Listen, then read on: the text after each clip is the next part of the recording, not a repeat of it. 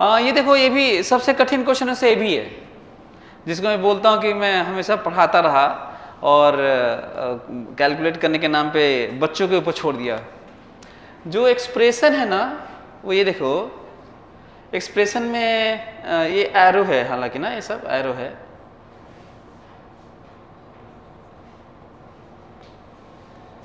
ये जो एक्सप्रेशन दिख रहा है ना, ये किसी रोटेटिंग फ्रेम के अंदर वाला पूरा एक्सप्रेशन है कि रोटेटिंग फ्रेम के रिस्पेक्ट में जो फोर्स आपको नजर आएगा वो इनर्शियल फ्रेम के, रोटेशनल फ्रेम, इनर्शियल फ्रेम के रिस्पेक्ट में ये, और बाकी ये वैल्यू दिया हुआ है जो सूडो फोर्स की तरह हमें लगता है। हालांकि एक्चुअल फोर्सेज यदि कोई पूछेगा कि ये वैल्यू कौन सी है, तो रोटेशनल फ्रेम के रिस्पेक्ट में ये फोर्स लगने वाला रहता है, और ये सूडो फोर्स वाला है, ये जो रोटेशनल फ्रेम के रिस्पेक्ट में लगाते हैं। रोटेशनल फ्रेम के रिस्पेक्ट में ये सूडो फोर्स वाला है। ये एक्चुअल फोर्सेस यदि उसके रिस्पेक्ट में देखें तो रोटेशनल वेलोसिटी वाला जीरो हो जाएगा, तो ये जीरो हो जाता है। और इनर्शियल तो चलो वो तो रेफरेंस ट्रांसफॉर्मेशन है कि इसके रिस्पेक्ट में इतना ऐड करने पे ये वैल्यू हो जाएगा। ये वो वैल्यू है जो साइड से फोर्स लगते हैं ये, और ये वो वैल्यू है जो हम सूडो फोर्स लगाते हैं, क्योंकि ये रोटेशनल इनर्शियल फ्रेम के रिस्पेक्ट में ये वैल्यू आती है ना, राइट। फिर से देखो, मैं ये कह रहा हूं कि ये जो वैल्यू है, अच्छा ये पूरा रोटेशनल फ्रेम के रिस्पेक्ट में नेट चीजें हैं ये, है ना, कोई ये जनरल एक्सप्रेशन है। इसीलिए कह दिया कि भाई हम आपको दे रहे हैं, आपके कोर्स के बाहर का है, ये सब कोर्स में आप पढ़े नहीं होंगे, इसीलिए पैसेज में कहा जाता है पैराग्राफ में कि हम कुछ भी दे सकते हैं, और वो देते समय हम आपको फार्मूला भी देंगे कि आप उसको लेके आप सोच पाएँ, राइट। सो यदि हम लोग इसको देखेंगे तो ये वाला रोटेशनल वाला वैल्यू में तो जीरो हो जाएगा, तो केवल हमारे पास वैल्यू कौन से आएगी रोटेशनल फ्रेम में, जो डिस्टेंस पूछा है, जो डिस्टेंस पूछा है कि the distance of r of block at time t. इसके इस पैराग्राफ के थ्रू मैं आपको एक और चीज बताना चाहता हूं। जब चीजें इस तरह का डेटा या डिस्कवर्ड चीजों के बारे में कोई बात करता है, हायर एजुकेशन आपको लगे कि ये थोड़ा अजीब सा है, जो पढ़े नहीं है, पर दे तो दिया ही है, इसका मतलब ये नहीं है कि आप उस तरह के क्वेश्चन किए होंगे और उसी तरह का कुछ हो रहा होगा तो कुछ नया हो रहा होगा, बल्कि ज़्यादा अच्छा है कि वैसा ही मानो, इसको भूल जाओ, ज़्यादा अच्छा है। हम कह रहे हैं कि यदि इस तरह किए हो कि ग्रूव है, चाहे डंडा है, मान लो ये है डंडा है, इसमें रिंग है ना, और इसको लेके ऐसे घूम जाए ओमेगा से ऐसे, और कहें कि कितने देर में बाहर चला जाएगा, चाहे कितना एक्सेलरेशन होगा इसके रिस्पेक्ट में, चाहे as a function of time कितना दूर होगा, राइट। यदि कोई ऐसा पूछता है, या डंडे के रिस्पेक्ट में कितना स्पीड होगा as a function of distance, कोई पूछे ऐसे, तो यदि कुछ भी पूछेगा तो एक काम करते हैं, यदि हम लोग ऐसा किए हुए हैं तो ठीक है, तो हम लोग यहाँ भी कर लेंगे बिना जाने कि ये भी कुछ होता है, क्या जरूरत है। ऐसे तो नहीं हो सकता ना कि इसको बिना जाने जो किए थे वो गलत था, गलत होता तो किए क्यों होते वो वाला। तो ये भी कर सकते हैं कि जनरल एक्सप्रेशन के बजाय हम लोग क्या कर सकते हैं, इस स्पेशल केस को स्टडी कर सकते हैं। तो इसमें कितने तरह के क्वेश्चंस आते हैं, एक तो ग्रूव बना क्या जाता है, एक डंडे में रिंग वाला जाता है, एक पाइप में पानी वाला जाता है, और एक पाइप में गैस वाला जाता है। इतने सारे क्वेश्चन बनते हैं, हो सकता है किसी बार यही आ जाए। सो एक मान लो सिलेंडर है, सिलिंड्रिकल पाइप है, सिलेंडर है, और उधर पूरा बंद है ना, इधर खुला हुआ है, उसमें गैस है चाहे लिक्विड है, ऐसे घुमाइए तो बाहर तो जाएगा नहीं क्योंकि उधर बंद है। तो बोलता है कि pressure as a function of distance from axis, बताइए कैसे वेरी कर रहा है, गैस में बताइए कैसे वेरी कर रहा है। अच्छा, वहाँ पे पिन होल कर दें, ऐसे करके यहाँ पे पिन होल कर दें, तो बताइए वहाँ पे गैस या लिक्विड निकलने की स्पीड बताइए, कर सकते हैं, निकाल सकते हैं।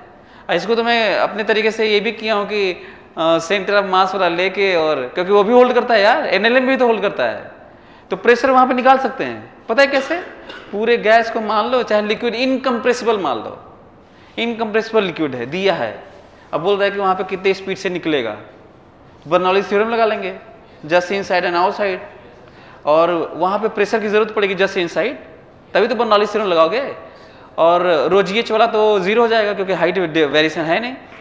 वहां पे प्रेशर कैसे निकालोगे मालूम है, कह देने कि पूरा मास लेंगे हम, पूरा मास लेंगे और सेंटर कहते हैं पूरे यहीं पे कंसंट्रेटेड है। यदि पूरे लिक्विड के मास पे फोर्स लगाओगे तो मालूम है केवल क्या लगेगा, यहीं से लगेगा, इसके अलावा कहीं नहीं निकलेगा। तो क्या कहोगे, कहोगे कि इस ये टोटल सिलिंड्रिकल वाटर, केवल वाटर सेक्शन लो, सिलिंड्रिकल वाटर सेक्शन पे फोर्स के नाम पे केवल इधर लग रहा है mg, और ये सब बैलेंस ही होगा, फोर्स लग रहा है, फोर्स बराबर दिस फोर्स बराबर mv²/r, फोर्स बराबर mv²/r। लेकिन याद है ना v किसका होता है, सेंटर ऑफ मास का होता है। बिना इंटीग्रेशन क्या आ जाएगा आपका, वहां पे प्रेशर आ जाएगा, फोर्स आ जाएगा तो एरिया डिवाइड करना प्रेशर आ जाएगा। कितना इंटरेस्टिंग है। एनीवे चलिए, तो फिलहाल ये वाला करते हैं ना, इसको क्या लिखेंगे, अच्छा और क्या मिस्टेक हो सकता है आप लोगों से, कह रहे कि इसमें जल्दी से जेंटली रख दिए, इसके रिस्पेक्ट में 0 करके छोड़ दिए, r/2 पर रखे, क्या बोलता है ये, r/2 पर रखे। तो इसका मतलब ये नहीं कि r/2 पर एक्सप्रेशन लिख देना, कोई चीज भागेगा और कह रहा है, क्या कहा है वो तो देखो, distance r of the block at time t, तो t टाइम पे बताना है तो शुरुआत को ले लिए, वो तो लिमिट रखते हैं ना यार। तो जब कोई चीज कहीं से किसी मोमेंट से शुरू होती है तो उसे जनरल F=ma या कुछ भी वहीं पे थोड़ी लिख दोगे। तो क्या ध्यान रखना है आगे, हमें जनरल लिखना चाहिए। जब कोई चीज बदल रहा हो, कहीं और कुछ पूछ रहा हो, तो एक्सप्रेशन लिखने में, चाहे ग्राफ हो, मैक्सिमम मिनिमा पाना है तो भी जनरल, कोई चीज डिफरेंशिएट करना है तो भी जनरल, इंटीग्रेट करना है तो भी जनरल, कुल जनरल लिखना है ना। तुम कहोगे सर r/2 पे छोड़े हैं, कई लोग तो यहीं पे मान लेते हैं, कहते हैं कि ये रहा ये रहा ये करके अपना लिख देते हैं। अब तो कांस्टेंट हो जाएगा ना वो, तो तब कहां से ग्राफ खींचोगे और डिफरेंशिएट करोगे, इंटीग्रेट करोगे, क्या कर लोगे अब, या मैक्सिमम मिनिमा निकाल लोगे। तो एक तो ये है, तो कहां पे माने जल्दी बताओ, दूरी कितना माने, स्मॉल r पे ना, सही है। और किसके रिस्पेक्ट में ले, रोटेटिंग फ्रेम के रिस्पेक्ट में। तो ये सूडो फोर्स अभी बताया था ना, और ये वाला तो v रोटेशनल, तो अब तो 0 हो जाएगा, उसके रिस्पेक्ट में तो चीजें आएंगी नहीं। कितना आ जाएगा बताओ, ये हो जाएगा m⍵² r आ जाएगा। इसकी वैल्यू देखोगे सब परपेंडिकुलर नजर आएगा ना, ये जो वैल्यू देखोगे। सो अच्छा हाँ देखो, ऐसे कितना खतरनाक था, ऐसे सोचने में थोड़ा ठीक लग रहा है, ऐसे तो लग रहा है कि पता नहीं क्रॉस वैसे डर लगता है यार क्रॉस से। F बराबर ma with respect to rotating frame, right. Pseudo force, हालांकि ये रियल फोर्स है भी नहीं, ये वाला ये भी बता दो। a mm कैंसिल, a बराबर ω²r ना, a बराबर ω²r, और ये पूरे इस डिस्क को क्या मान लिया गया है, रेस्ट में है ना, उसी के फ्रेम के रिस्पेक्ट में बात हो रही है। एक कांस्टेंट नहीं है कि 3 इक्वेशन लगा लोगे, ए वेरिएबल है, r पे डिपेंडेंट है, दूरी पे, r दूरी पर डिपेंड है। तो क्या करना होगा, बेसिक से फंडामेंटल से करना होगा। तो एक जगह क्या लिखें बताओ, हाँ v dv/, भूल मत जाना, ये तो दूरी है ही, लेकिन ये v जानते हो क्या है, एक्चुअल है ही नहीं, ये रोटेटिंग फ्रेम के रिस्पेक्ट में उस पार्टिकल का। क्योंकि जब आप सूडो फोर्स लगाते हैं और कोई फ्रेम को रेस्ट में मान लेते हैं, जिसके रिस्पेक्ट में बात करते हैं, तो सब कुछ उसी के रिस्पेक्ट में आता है। बड़ा इंटरेस्टिंग है, इसका भी ध्यान रखना। ये मत मान लेना कि यही वेलोसिटी है, डिस्क के रिस्पेक्ट में बराबर ω²r। तो v dv = ω²r dr, integrate करो। क्या इंटीग्रेट करोगे, रिलेटिव 0 से छोड़ा गया था। अच्छा 0 रिलेटिव से छोड़ा गया था, जब रख के छोड़े थे 0 नहीं था, क्योंकि कम से कम उसके साथ तो घूम ही रहा होगा जिस समय रखे होगे ग्रूव में, तो रिलेटिव जीरो है, ध्यान रखना, क्योंकि रिलेटिव लिखना है सर, रिलेटिव जीरो है। और जनरल v, और ये कहाँ पे था, r/2 पर, और जनरल r। कर लो, हो गया, इतना ही करना है, हालांकि किए होगे लेकिन फिर भी कर लो, पेन उन चला लो। देखो थोड़ा और आगे बात कर लेते हैं।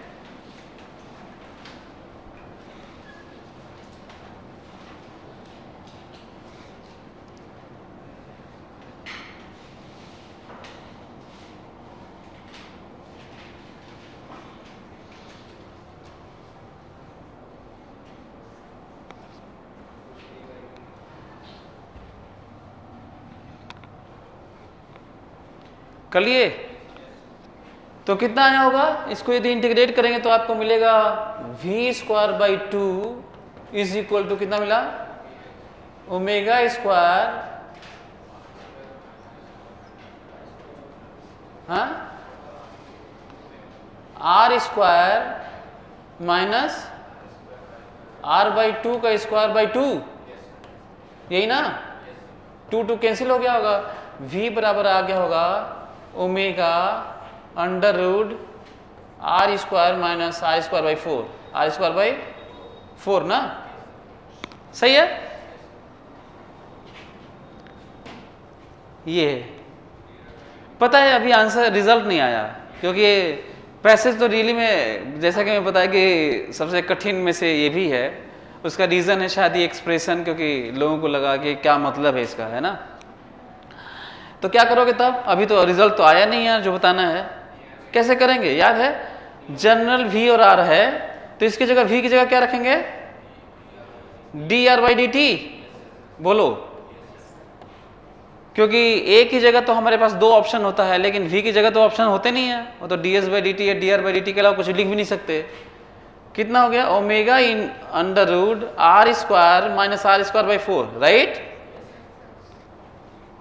देखो कितना इसमें मैथ ज्यादा है बल्कि ना, इसके नीचे जब इंटीग्रेट करोगे तो dr/√r² minus r²/4 is equal to omega dt। आपको पता है जब इंटीग्रेट करेंगे ना इसको, कहेंगे t बराबर 0 पे दूरी तो r/2 था, लेकिन t पे r था। सोचो एक इंटीग्रेशन कितना खतरनाक हो गया, हालांकि फार्मूला बेस्ड है, ये फार्मूला टाइप का है, याद भी किए होगे। क्या आएगा यार, ln आएगा क्या, ln। जब इसको इंटीग्रेट करोगे ना, आपको पता है, एक और चीज बता देता हूं, आपको अच्छा लगेगा जान के, जब भी इस तरह का एक्सप्रेशन आए ना, इस तरह का, जब भी इस तरह का एक्सप्रेशन आए तो हमेशा वो 2e⁻ के रूप में टूट जाता है वो रिजल्ट 2, और उसको हम लोग क्रॉस चेक से चेक कर सकते हैं कि कौन सा सही है नहीं सही है, यदि हो पाए तो। जब कोई चीज डबल डिफरेंशिएशन अपने ही उसी के प्रोपोर्शनल में हो और माइनस लगा हो तो केवल एक e⁻ में टूट जाता है वो। जब कोई चीज डबल डिफरेंशिएशन अपने किसी चीज के प्रोपोर्शनल में हो पर माइनस न हो, तो देख लीजिएगा साइन कॉस में ऐसे एक्सप्रेशन में tan इनवर्स इस तरह के वैल्यूज में आ जाए, सबका अलग अलग नेचर है, आप चेक कर सकते हैं। फिर से मैं बोल रहा हूं, ध्यान सुनना, डबल डिफरेंशिएशन मतलब किसी क्वांटिटी का डबल डिफरेंशिएशन उसी क्वांटिटी के प्रोपोर्शनल में हो, प्रोपोर्शन में डबल डिफरेंशिएशन। तो अच्छा मैं उल्टा बोल दिया था, साइन तब साइन कॉस में होता है। डबल डिफरेंशिएशन जब उसी के प्रोपोर्शनल में हो माइनस या प्लस, तो साइन कॉस की वैल्यू आने लगती है। ये कहां से सोच के बोल रहा हूं मैं, SHM। जब कोई चीज का डिफरेंशिएशन, डबल डिफरेंशिएशन नहीं, किसी क्वांटिटी का डिफरेंशिएशन उसी के प्रोपोर्शनल में है, उसी क्वांटिटी के, अपने ही क्वांटिटी के, मतलब ds/dt is proportional to s। d2s by dt square proportional to s, double differentiation s के प्रोपोर्शनल, सिंगल डिफरेंशिएशन s के प्रोपोर्शनल, ऐसे। तो जब डबल डिफरेंशिएशन s के प्रोपोर्शनल होता है तो e टू दी पावर में चला जाता है, नहीं साइन या कॉस में। और डिफरेंशिएशन अपने के प्रोपोर्शनल होता है तो लॉग होता है तो e टू दी पावर में चला जाता होगा, ऐसे ना। और जब इस तरह का एक्सप्रेशन आता है तो दो e के सेट के रूप में आता है, e to the power minus something, e to the power plus something, इस तरह का। ये इसलिए बता रहा हूं ताकि कहीं और यदि वैल्यू आएगी, और याद कैसे रखोगे, डबल डिफरेंशिएशन अपने ही प्रोपोर्शनल में, double differentiation a proportional to x, a क्या होता है, डबल डिफरेंशिएशन होता है, d2s by dt square proportional to x, SHM, तो एक्सप्रेशन तो sine omega t cos omega t ही आएगा ना। SHM से याद रखना, ये कहीं इस तरह का है या इसी तरह का एक्सप्रेशन है तो क्या आना चाहिए आपको पता होना चाहिए। और एक और चीज है, जब डबल डिफरेंशिएशन, ऐसे भी सुन लो, डबल डिफरेंशिएशन अपने ही उसी क्वांटिटी के प्रोपोर्शनल हो तो वो क्वांटिटी साइन कॉस होगा, और फिर से उसका डिफरेंशिएशन साइन कॉस ही होगा, और फिर से डिफरेंशिएशन उसका साइन कॉस ही होगा। लेकिन टाइम के रिस्पेक्ट में ना जो नया एक्सप्रेशन है, मतलब टाइम जो जिसके रिस्पेक्ट में डिफरेंशिएशन है उसके रिस्पेक्ट में बात हो रही है। अभी मत कहना कि सर अभी आप कह रहे हैं डबल डिफरेंशिएशन उसी के प्रोपोर्शनल में, और फिर उसके बाद डबल डिफरेंशिएशन फिर से कर दिए थे आप, और कह रहे हैं कि दूसरा कुछ बोल दिए। मतलब मन में गड़बड़ी आ सकती है ना आपके, क्या गड़बड़ी आ सकती है, मैं क्या कर रहा हूं, एस का डबल डिफरेंशिएशन टी के रिस्पेक्ट में, d2s by dt square proportional to s, d2s by dt square proportional to s। तो s जानते हो t के टर्म में, जो s ऊपर था नीचे t ना,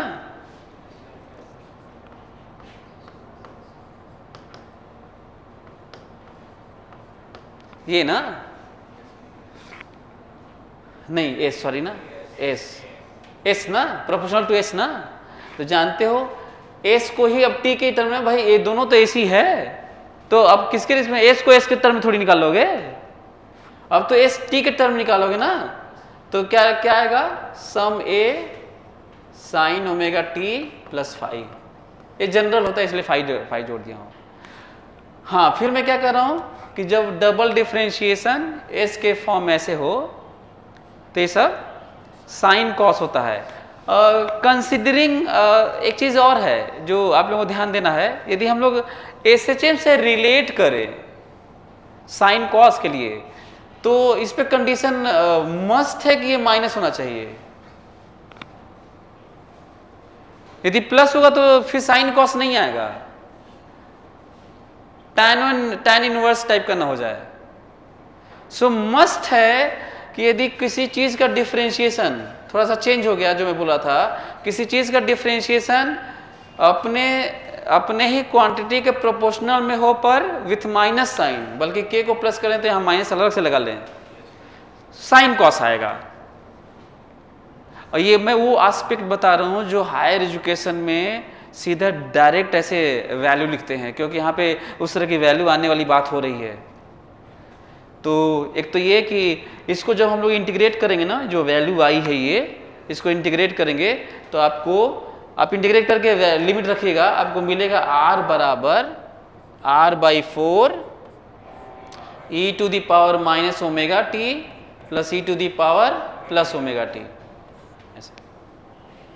e टू दी पावर जब भी ऐसा एक्सप्रेशन आएगा तो लॉग में चला जाएगा, फिर इसको ब्रेक करेंगे और सही से रिजॉल्व करेंगे तो e टू दी पावर दो फॉर्म में चला जाएगा। सोचिए कितना कठिन था। जानते हो कठिन क्यों था? इसके बाद कैलकुलेशन कठिन था, इसके बाद बच्चे पहुंच ही नहीं पाते रिजल्ट तक, छोड़ना पड़ता है। तो कठिन इसलिए नहीं था कि हम लोग इसको समझ नहीं पाए, चाहे हम लोग कुछ लिख नहीं पाए, बल्कि रिजल्ट तक पहुंचना कठिन था। ये नहीं तो ये इतना तक तो अच्छा ही था, यहाँ तक तो ठीक ही था, यहाँ तक तो पॉपुलर भी है। एच.सी. वर्मा में भी इतना तक दिया है, इसके बाद नहीं दिया है। इसलिए बोलता ना कि एच.सी. वर्मा आउटडेटेड टाइप का हो गया। एच.सी. वर्मा बनाने से ये तो नहीं बनता ना, उसके आगे की बात हो रही है ये। सो ये वैल्यू है। अच्छा, क्रॉस चेक कैसे करते हैं? यदि हम लोग इसे कुछ मान ले भी तो t बराबर 0 रख के दूरी देख सकते थे नहीं? तो t बराबर 0 रखें यहाँ पे, t बराबर 0 रखते हैं, t बराबर 0 तो यहाँ पे 2 हो जाएगा, r/2 हो जाएगा ना, तो r/2 इसमें हो जाएगा, बाकी सब में इसमें भी r/2 रह गया, सब में r/2 ले थोड़ा गड़बड़ हो गया ये। चलिए तो फिर ये आप लोग कैलकुलेट करके इसको देख लीजिएगा, राइट। दूसरा एक क्वेश्चन है इसी में कि साइड के द्वारा जो ग्रूव है, साइड के द्वारा फोर्स कितना लग रहा है, mg नीचे n ऊपर, हो तो बैलेंस होगा ना, ऐसे। Inertial frame, non inertial frame और रोटेटिंग फ्रेम के रिस्पेक्ट में तो ये लगा के अपना निकाल भी लिए डिस्टेंस और टाइम वाला। क्वेश्चन ये है कि जो साइड से फोर्स लग रहा है ऐसे, वो कितना, वो देखो यही वाला है, ये वैल्यू कैसे निकालोगे इसको, रोटेटिंग फ्रेम वाला ये जो वेलोसिटी है, ये यदि हम लोग रोटेट करने वाली वेलोसिटी निकालें तो वैल्यू हम लोग का कितना आया है, कहाँ है, v आया है, v कहाँ है यार, r की वैल्यू कहाँ है, ये ना, ये वैल्यू है, ये वैल्यू रोटेशनल जो वेलोसिटी निकालेंगे dr/dt, ये ध्यान दें यहाँ पे v rotating cross omega, v rotating cross omega, तो रोटेशनल फ्रेम, यदि ओमेगा की वैल्यू किधर है, देखो ये ओमेगा किधर है, ऐसे है, ऐसे ना, और जो वेलोसिटी है इसकी रोटेशनल की, v रोटेटिंग वाला इधर ऐसे है, तो इधर इधर इधर की तरफ ये रोटेटिंग वाला, तो वैल्यू कितनी हो जाएगी, ऐसे करके r cross omega, so this and this, ऐसे जब फोर्स है, लेकिन जब इसको इधर ले जाओगे तो माइनस हो जाएगा, इनर्शियल फ्रेम में निकालना है ना इसको, तो जो इधर ले जाओगे तो माइनस हो जाता है, माइनस माइनस बाद में प्लस हो जाता है, जब इसको इधर करोगे इस साइड तो ओमेगा क्रॉस r हो जाएगा ना, इसे देखो ना, तो ये वाला फोर्स निकालना है ना, इधर से तो लग नहीं रहा होगा, तो ये वाला निकालना है ना, तो मैं डायरेक्शन बता रहा हूँ, ऐसे घूम रहा होगा तो ओमेगा ऊपर है, हाँ, अब v रोटेटिंग इधर है ऐसे, तो देखो ओमेगा, अच्छा v क्रॉस ओमेगा नहीं, ओमेगा क्रॉस r ना, इधर आने पे माइनस हो जाएगा, ओमेगा क्रॉस v, देखो फोर्स आ रहा है, और वो वैल्यू कर लेंगे और वैल्यू आ जाएगा उसका जो वैल्यू है। तो अगला जो क्वेश्चन है वो इसी पे है, मतलब ये वो फोर्स है जो साइड वॉल से लग रहा है, ये मैं बताना चाह रहा था। तो सोचो ये तो थोड़ा और कठिन है, जो बियॉन्ड कोर्स लग रहा है, क्योंकि बियॉन्ड कोर्स टाइप का लग रहा है,